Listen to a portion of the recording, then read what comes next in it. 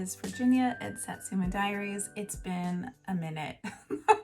I just wanted to say hello. I miss you guys. It's fall equinox where I am, and every time this energy window comes up or comes around in the wheel of the year, it has me reflective of, how is balance showing up in my life? How balanced am I in my lifestyle, in my choices, in the energy that I'm carrying day to day? And the reason balance is a theme for me around this time of year is because fall equinox is just on the solar calendar, light and dark are perfectly balanced on this day. Isn't that cool? So it bears the question, how are the polarities balancing in your life? And so I kind of see, I don't know if you've noticed this, but in a lot of videos I posted this last year, I've really gotten into the polarities and I've really gotten into balancing the polarities. So this is kind of just like an ongoing curiosity for me. It's something I like to talk about and I like to think about. So polarities and how they show up, the main polarities and how they show up and how we could get reflective about them. I kind of break these up broadly into yin, which is the feminine principle, but I prefer the term yin. It's receptivity, it's play, it's heart, energy, it's and it's being versus doing, or the yang principle, which is, mind oriented, and it could be like work versus play.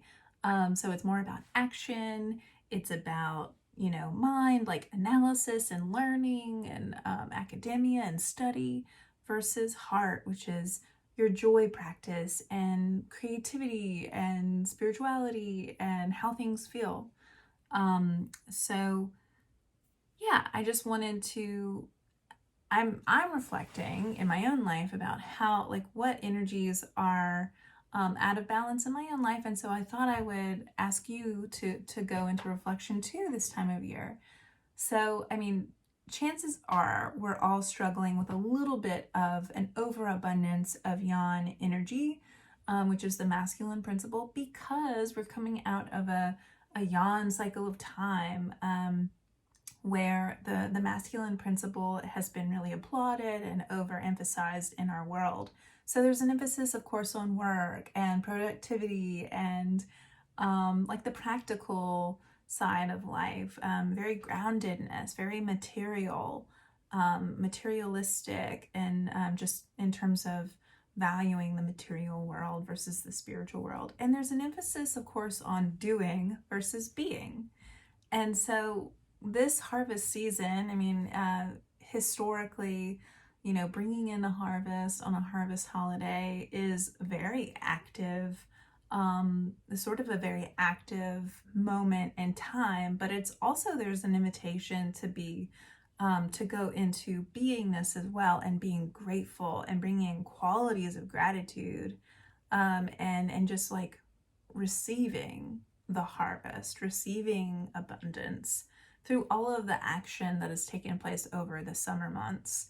So I think this is it's a really ripe time to look at in your own life, how is your doing versus beingness? In mine, I feel like, for instance, my partner and I, we're gearing up to, start house hunting, and there's a lot of action that we're tempted, into during a busy season like that, like where we could be looking at every house on the market. We could be like emailing our agent nonstop, or our banker, blah, blah, blah. And in meditation the other night, it just hit me like a ton of bricks that the most powerful energy that I could be bringing into my life was a feeling or an essence of gratitude and abundance versus doing busy work. So this is really crystallizing in a really cool way for me in my life. It's just like understanding that, like, to make my doing and make my action more powerful, to bring in that spiritual side, to bring in that being quality, like that essence of abundance, and just resonating from an energetic place, abundance and gratitude, and trust that the universe is going to, sort of get it done for us. And so it's really kind of a yin aspect of life. It's receptivity, it's trust, it's magnetic, right? So a lovely example of how these dichotomies are kind of at work in our lives. So this is just an invitation for you to ask, maybe ask once a day around your meditation practice, like, what am I needing today to find balance? Am I a little bit into, am I too far into yon polarity? Do I need to go into hibernation a little bit more? Do I need to slow down a little bit more? And the fall and winter months are a really great time to do that. But in the evenings too, and on the weekends, like if you need to bring in a little more yin, maybe take some space to do that.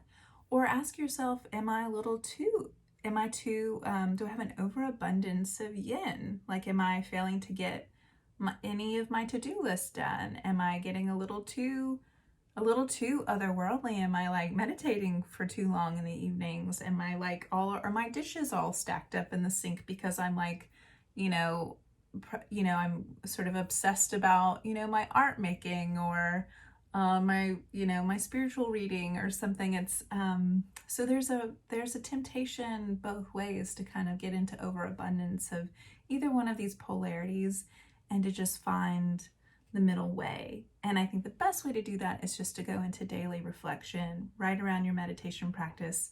What am I needing today to find balance between these major polarities? So I hope that helps you on the path, and I hope you're getting ready to enjoy a beautiful, abundant harvest season, and I will talk to you guys very soon.